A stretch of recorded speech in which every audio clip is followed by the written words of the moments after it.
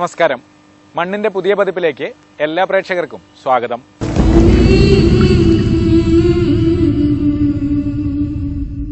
Malappuram മക്കരപ്പറമ്പിലെ Khader Ali വറ്റല്ലൂരിന്റെ hi tech ഫാമിനെ കുറിച്ചാണ് മണ്ണിലിനി. ദീർഘനാളത്തെ പ്രവാസ ജീവിതത്തിന് ശേഷം നാട്ടിലെത്തിയ ഖാദർ അലി പൂർണ്ണമായും ജൈവ രീതിയിലാണ് പച്ചക്കറി കൃഷി ചെയ്യുന്നത്.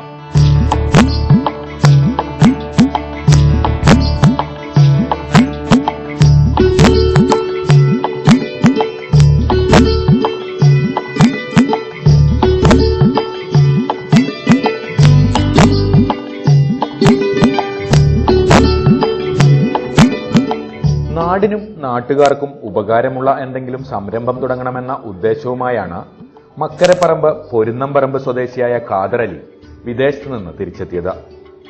കോഴി ഫാം നടത്തിക്കൊണ്ടായിരുന്നു തുടക്കം.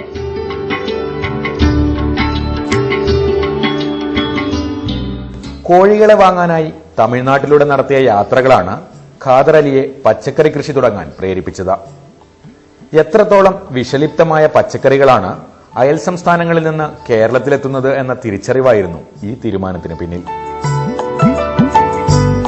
ഈ പച്ചക്കറി തിരഞ്ഞെടുക്കാണ്ടായ കാരണം കോഴി ഫാമുമായി ബന്ധപ്പെട്ട് ഞങ്ങൾ തമിഴ്നാട് പല ഭാഗങ്ങളും ഇങ്ങനെ കറങ്ങിക്കൊണ്ടിരിക്കുന്ന സമയത്ത് തമിഴ്നാടിന്റെ പൊള്ളാച്ചി ഭാഗത്ത് ഒരു 10-15 ഏക്കറോളം സ്ഥലത്ത് പച്ചക്കറി കാണുകയും ആ പച്ചക്കറി കാണാൻ വളരെ കണ്ണിന് കുളിർമയാകുന്ന രൂപത്തിൽ വളരെ കൃത്യതയോട് കൂടിയിട്ടുണ്ടാക്കിയ രൂപം, അതിനോട് ചേർന്ന് തന്നെ ഒരു 20 സെന്റ് സ്ഥലത്ത് കാര്യമായി ശ്രദ്ധിക്കാത്ത രൂപത്തിൽ അല്ലെങ്കിൽ നമുക്ക് കാണാവുന്ന വലിയൊരു വൃത്തിയിലൊന്നും അല്ലാതെ കണ്ടപ്പോഴേ ഞങ്ങൾ ചോദിക്കണ്ടായി, എന്താ ഈ പച്ചക്കറി രണ്ട് പച്ചക്കറിയും തമ്മിലുള്ള വ്യത്യാസം. അപ്പൊ ഈ ഏക്കർ കണക്കിന് സ്ഥലത്തുണ്ടാക്കിയ പച്ചക്കറി കയറ്റി അവിടെ ഒഴുക്കുന്ന പണിക്കാരൻ പറഞ്ഞു, ഇത് കേരളത്തിലേക്ക് കയറ്റിയാക്കുന്നതിന് വേണ്ടിയുള്ളതാണ്, ഇത് നമുക്ക് സാപ്പിട്ട് വേണ്ടി ഉണ്ടാക്കിയതാണെന്ന്. അപ്പോൾ പറഞ്ഞ സമയത്ത് എന്താ അതിന്റെ മാറ്റം ചോദിച്ചപ്പോൾ ഇതിൽ ഒരു കീടനാശിയോ മറ്റൊന്നും ഉപയോഗിക്കാതെ നമ്മളെ മുതലാളിമാർക്ക് വേണ്ടിയിട്ട് ഉണ്ടാക്കുന്നതാണ്. ഇത് പുറത്തേക്ക് കയറ്റിയാക്കുന്നതിന് വേണ്ടിയിട്ട് കൃത്യമായിട്ടുള്ള എല്ലാ മരുന്നുകളും ഒക്കെ കൊടുത്തുകൊണ്ട് കീടനാശിനികൾ ഉപയോഗിച്ചുകൊണ്ടൊക്കെയാണ് ഇത് ഉണ്ടാക്കുന്നത്. ആ കീടനാശിനിയുടെ പേരും നമ്മളിവിടെ കേരളത്തിൽ നിരോധിച്ച പല കീടനാശിനികളും ഉപയോഗിച്ചുകൊണ്ടാണ് അത് ഉണ്ടാക്കുന്നതെന്ന് നമുക്ക് കാണാൻ പറ്റി. പരമ്പരാഗത രീതിയും ഹൈടെക് രീതിയും സമന്വയിപ്പിച്ചുകൊണ്ടാണ് പച്ചക്കറി കൃഷി തുടങ്ങിയത്. പോളി ഹൌസിനുള്ളിൽ പ്രിസിഷൻ ഫാമിംഗ് രീതിയിലാണ് കൃഷി തുടങ്ങിയത്.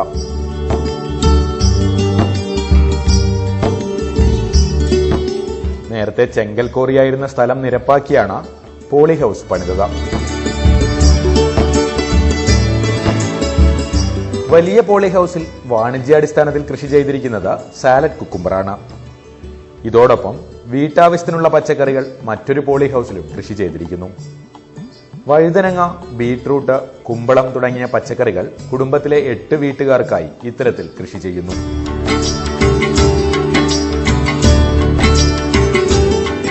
ജിദ്ദയിൽ നിന്നുള്ള വിത്താണ് പോളി ഹൌസിൽ ഉപയോഗിച്ചിരിക്കുന്നത്.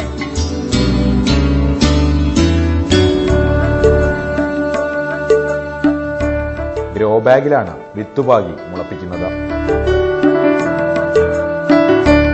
നമ്മൾ ഫസ്റ്റ്ലി ചെയ്യുമ്പോൾ വിത്ത് വളരെ ഇമ്പോർട്ടൻ്റ് ഫാക്ടറാണ്. അതായത് ഓരോ സ്ഥലത്തേക്കും അനുസരിച്ചുള്ള വിത്ത് നമ്മൾ ഉപയോഗിക്കണം. ചില വിത്തുകൾ ചില സ്ഥലത്ത് സൂട്ടാവില്ല. നമ്മളിപ്പോൾ പല വിത്തുകളും ഉപയോഗിച്ചു. അതിൽ ഇപ്പോൾ ഈ ഇട്ടിട്ടുള്ള വിത്ത് ഇത്ര കണ്ട ക്വാളിറ്റി പോരാ എന്നുള്ള അഭിപ്രായത്തിലാണ്.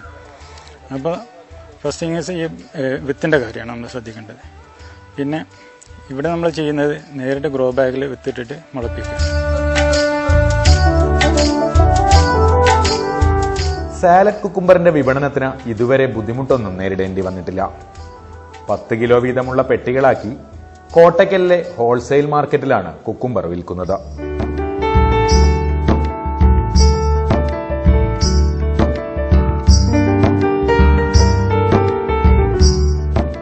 മാർക്കറ്റ് ഇവിടെ വലിയ പ്രശ്നം വരുന്നില്ല. നമ്മളിപ്പോൾ കോട്ടക്ക കൊണ്ടുപോയിട്ടാണ്, അതായത് 10 കിലോത്തിൻ്റെ കാർട്ടൂണിലാക്കിയിട്ട് കോട്ടൊക്കെ കൊണ്ടുപോയിട്ടാണ് നമ്മൾ ഹോൾസെയിൽ മാർക്കറ്റിൽ കൊണ്ടുപോയി കൊടുക്കുന്നത്. അതായത് മാർക്കറ്റ് റേറ്റിനനുസരിച്ച് അതായത് അത് 35 മുതൽ 40 വരെ പെർ kg നമുക്ക് കിട്ടുന്നുണ്ട്. ഇപ്പോൾ നമ്മൾ ഈ നോമ്പ് സീസണായത് കാരണം കുറച്ച് ഡിമാൻഡ് കൂടുതലാണ്. പിന്നെ പുറത്തുനിന്ന് അതായത് പൊള്ളാച്ചി മറ്റുള്ള ഭാഗത്തുനിന്ന് വരവ് കുറച്ച് കുറഞ്ഞിട്ടുണ്ട്. അത് കാരണം മാർക്കറ്റിൽ ഇപ്പോൾ നല്ല ഡിമാൻഡാണ്.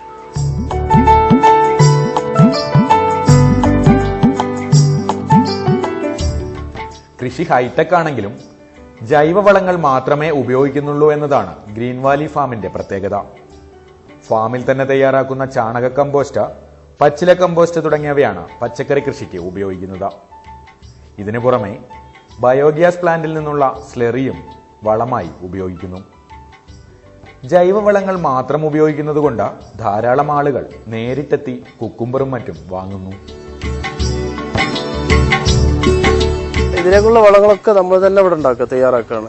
ഒന്ന് ഈ ചാണക കമ്പോസ്റ്റാണ്, പിന്നെ ഒന്ന് പച്ചില കമ്പോസ്റ്റാണ്, പിന്നെ ഒരു മണ്ണിര കമ്പോസ്റ്റാണ്. അതെല്ലാം നമ്മളിവിടെ ഒരു 3 മാസത്തോളം ടാങ്കുകളിൽ നിക്ഷേപിച്ചുകൊണ്ട് അതിന് പിന്നെ കമ്പോസ്റ്റ് ഉണ്ടാക്കിക്കൊണ്ട് ആ വളമയാണ് നമ്മൾ ഇതിന് ഉപയോഗിക്കുന്നത്. കമ്പോസ്റ്റ് നമ്മൾ പുറത്തുനിന്ന് ഉപയോഗിക്കുകയാണെന്നുണ്ടെങ്കിൽ വൻ വില കൊടുക്കേണ്ടി വരും. അപ്പോൾ നമുക്ക് ഇപ്പോൾ ഈ ഷെഡിലൊക്കെ നമ്മൾ എല്ലാ ചെടികളും നോക്കുകയാണ്, ഏതാണ് നമുക്ക് ഏറ്റവും കൂടുതൽ ലാഭകരമാകുന്നത് എന്നും അതുപോലെ നമുക്ക് ഉപയോഗിക്കാനുള്ളതും ഒക്കെ നോക്കിക്കൊണ്ടാണ് നമ്മൾ ഈ ഷെഡിൽ ചെയ്യുന്നത്. മറ്റ് ഷെഡുകൾ വ്യാവസായിക അടിസ്ഥാനത്തിൽ എന്നുള്ള രൂപത്തിലാണ്. അതിൽ ചെയ്യുമ്പോൾ നമ്മൾ ഇതുവരെ കീടനാശിനിയോ അല്ലെങ്കിൽ മറ്റു വളമകളോ ഉപയോഗിക്കേണ്ടി വരുന്നത്, ജൈവവളം മാത്രമാണ് ഉപയോഗിക്കുന്നത്. പിന്നെ അത്യാവശ്യം വരുന്ന ഇതിന് സ്ലറി, ഈ ബയോഗ്യാസിന്റെ സ്ലറിയാണ് അതിൽ ഉപയോഗിക്കുന്നത്. അതുകൊണ്ട് തന്നെ നമ്മൾ ആൾക്കാർ കുക്കുംബർ ആയിക്കഴിഞ്ഞാൽ ഇവിടുന്ന് നമ്മൾ അധികം കൂടുതലുണ്ടെങ്കിൽ മാത്രമേ നമുക്ക് പുറത്തേക്ക് സെയിൽ ചെയ്യേണ്ട ആവശ്യമുള്ളൂ. ആളുകൾ ഇവിടെ വന്നുകൊണ്ട് വാങ്ങി കൊണ്ടുപോകുന്ന ഒരു രൂപത്തിലാണ്. കാരണം എല്ലാവർക്കും ഇവിടെയുള്ള ഒരു ഒട്ടുമിക്ക ആളുകൾക്കും അറിയാം ഇതിൽ മറ്റേ ഇംഗ്ലീഷ് വളമകൾ ചേർക്കുന്നില്ല എന്നറിയുന്നതുകൊണ്ട് തന്നെ ഇപ്പോൾ മലപ്പുറത്തുള്ള കുറച്ച് ഡോക്ടേഴ്സൊക്കെ ഇവിടെ വന്ന് നമ്മുടെ അടുത്ത് വന്നിട്ടാണ് ഇപ്പോൾ ഈ കുക്കുംബറൊക്കെ വാങ്ങിയിട്ട് പോകുന്നത്.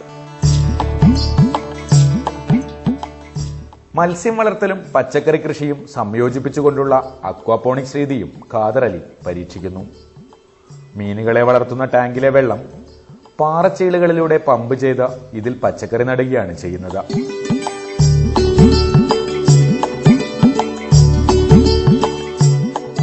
ഇതിലൂടെ സാധാരണ വളർത്തുന്നതിന്റെ ഇരട്ടിയോളം മത്സ്യം വളർത്താനും കഴിയും.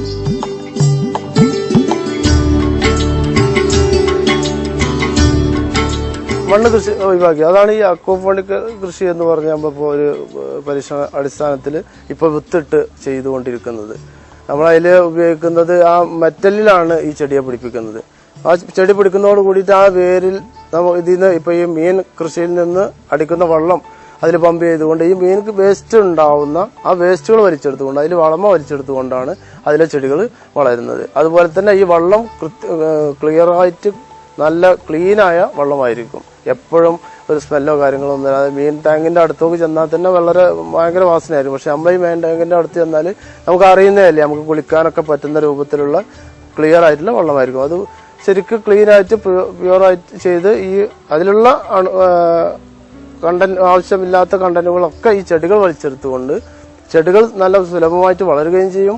നമുക്കിതിൽ മീൻ കൃത്യമായിട്ട് നമുക്കൊരു ടാങ്കിൽ ഇരട്ടിയോളം വളർത്താനും നമുക്ക് കഴിയും.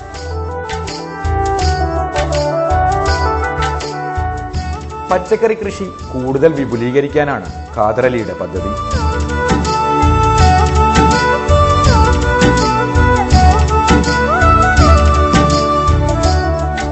ജൈവ രീതിയിൽ കൃഷി ചെയ്യുന്ന മറ്റ് പോളി ഹൗസ് ഉടമകളുമായും കൂടി സഹകരിച്ച് മലപ്പുറത്ത് വിൽപ്പനശാല തുടങ്ങാനാണ് ഉദ്ദേശിക്കുന്നത്.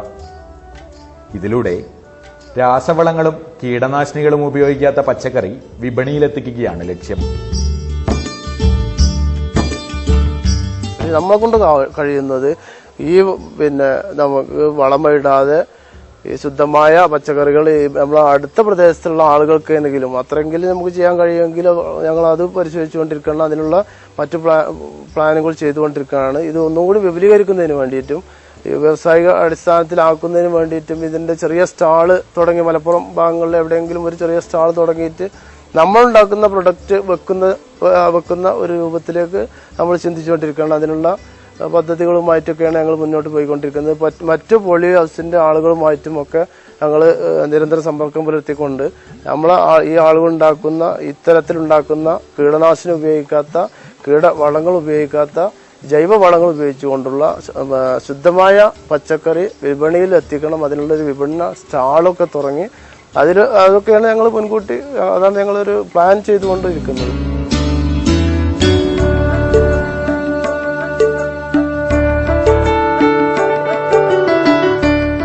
പച്ചക്കറി കൃഷിക്ക് മുമ്പേ തുടങ്ങിയ കോഴി ഫാം ഇപ്പോഴും ഖാദർ അലി നല്ല രീതിയിൽ നടത്തുന്നു. 3500 കോഴികളാണ് ഇപ്പോൾ ഫാമിലുള്ളത്.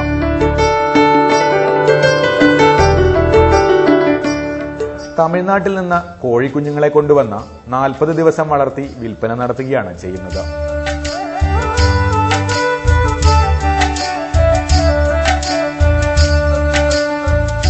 $3500 കോഴികളാണ് ഇപ്പോൾ ചെയ്തുകൊണ്ടിരിക്കുന്നത്. അത് ഇവിടെയുള്ള ആളുകൾക്ക് തന്നെ നമ്മൾ സപ്ലൈ ചെയ്തുകൊണ്ട് ഇവിടെ അടുത്തുള്ള പ്രദേശങ്ങളിലൊക്കെ സപ്ലൈ ചെയ്തുകൊണ്ടും അങ്ങനെയൊക്കെ വിൽപ്പന നടത്തിക്കൊണ്ടിരിക്കുകയാണ്. അതിനും കോഴിക്കുഞ്ഞുങ്ങൾ വരുന്നത് അന്യ സംസ്ഥാനങ്ങളിൽ നിന്നാണ്. ഇവിടെ കോഴി ഉൽപാദനം നടക്കുന്നില്ല. കെപ്ക പോലുള്ള ഇവിടെ കോഴി ഇതിന്റെ പ്രൊഡക്റ്റ് ഉൽപാദനത്തിന് വേണ്ടിയിട്ട് കെപ്ക പോലെയുള്ള ഗവൺമെന്റ് സംരംഭങ്ങൾ ഉണ്ടെങ്കിൽ പോലും അവർക്കൊന്നും കോഴിക്കുഞ്ഞ് സപ്ലൈ ചെയ്യാനോ നമുക്ക് ആവശ്യമായ കുഞ്ഞുങ്ങൾ തരുവാനോ തരുന്നില്ല. കോഴി ഫാം നടത്തിപ്പ് കൃഷിയുടെ ഭാഗമായി അംഗീകരിക്കാൻ സർക്കാർ തയ്യാറായാലേ ഈ മേഖലയിൽ പുരോഗതി ഉണ്ടാകൂ എന്ന് ഖാദർ അലി പറയുന്നു.